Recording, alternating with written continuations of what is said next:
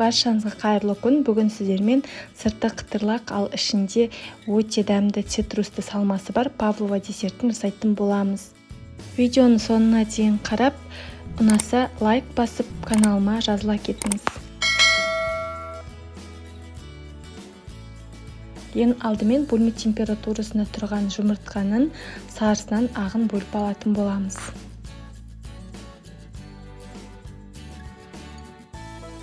Бөліп алғаннан кейін үстіне құмшекер саламыз да миксерлейтін боламыз. Құмшекерді барлығын бірден салмаймыз, кішкене-кішкенеден салып отырамыз.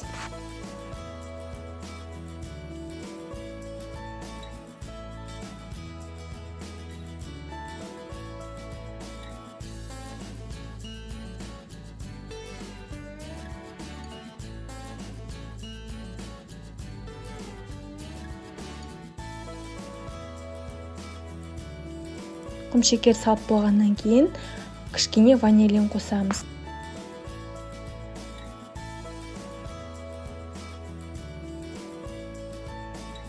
Одан кейін крахмал және де шымшым лимон қышқылын қосатын боламыз.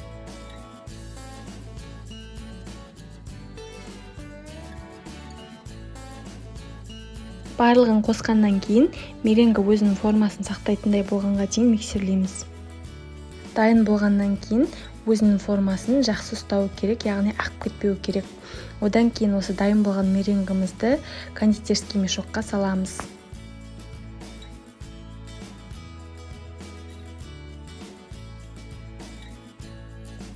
Одан кейін пергамент қағаздың үстіне осы видеода көрсетілгендей етіп ағызамыз.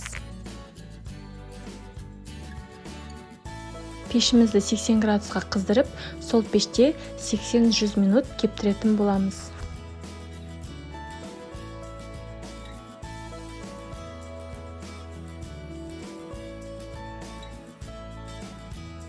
Барлық пирожныйымыз істеп шыққаннан кейін шығып тұрған жерін сулы қолмен үстіп басып жіберуге болады. Енді ортасына салатын салмасын дайындаймыз. Ол үшін банағы бөліп алған жұмыртқаның сарысын қосамыз. Одан кейін құмшекер, екеуін бірінші араластырып аламыз.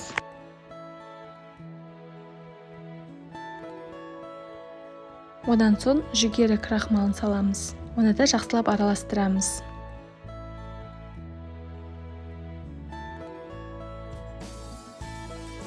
Одан кейін алдын ала сығып алған лимонның шырынын құямыз. Одан соң тағы бір мәрте барлығын жақсылап араластырамыз.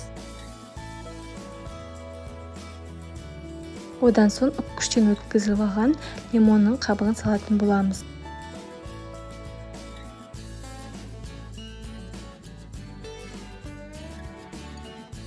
Отқа қойғаннан кейін үстіне сары майды салып, толықтай қоюланғанға дейін үзбей араластырып тұрамыз.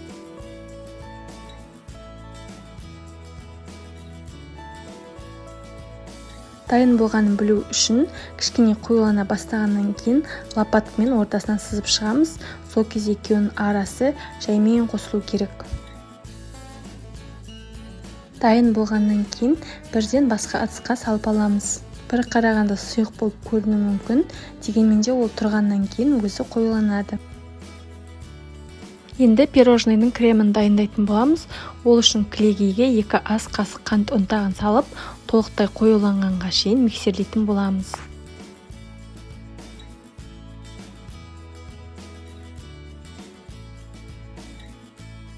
Мінекей осылай 1 сағаттың ішінде өзі осылай тұрып қоюланады. Енді осы салмамызды кондитерский мешокқа салып аламыз. Одан соң ұшын осындай кішкене етіп кесеміз.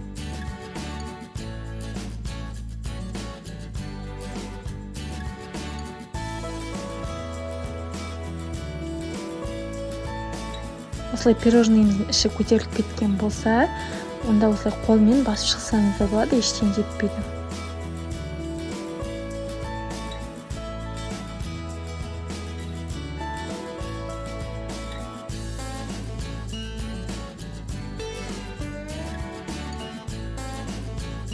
Енді пирожный ішін толықтай осы салмамен толтырамыз.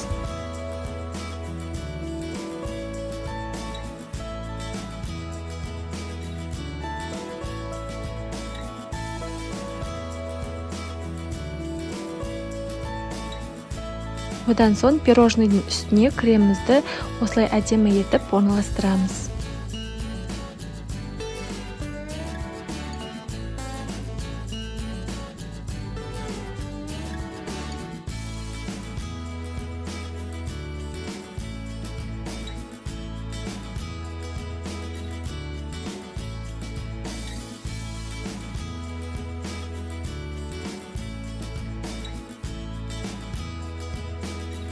Қалауыңыз бойынша түрлі жемістермен, жидектермен әсемдесеңіз болады.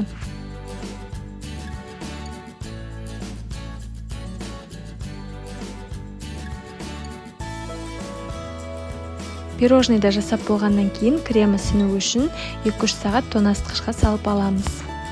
Мінекей осымен ауызда еритін өте дәмді ерекше павлова десертіміз дайын.